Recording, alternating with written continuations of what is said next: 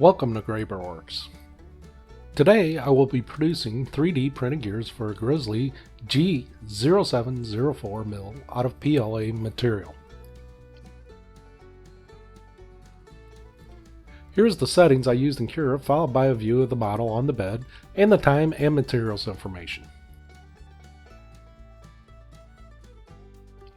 The milling machine is a G0704 and I'm not sure where I got the gear file from. It could have been Thingiverse, Thangs, Cloud42, or Haas Machinery. Sorry, I fell down on capturing that information and I'll get it as soon as I can. I'll try to find the file's owner and post the information so you can get the file and print for yourself. Regardless, this is my experience printing the gear and it will be for a backup replacement. The gears will break and I don't want to be caught waiting for one from China, Grizzly, or others. This is going to be a quick fix for a broken gear to keep things moving until I come up with a more permanent solution if it is needed. The print went pretty good with no real issues. I'll let you know how it worked out when the mill is up and running and I break the gear and I have to replace the gear. I expect to break the gear because I tend to push the limits of my tools and machines to the breaking point.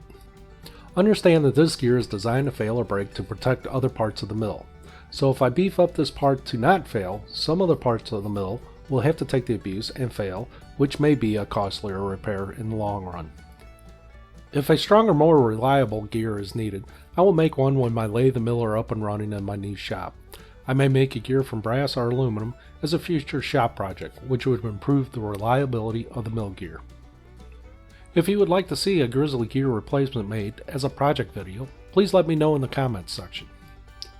I plan on converting the mill to CNC in the future, and will make videos of the build if anyone wants to see them. Just let me know via the comment sections or by email. The gear printed with very few flaws and it looked good. All the teeth turned out and there were no missing teeth or parts of the teeth in the gear.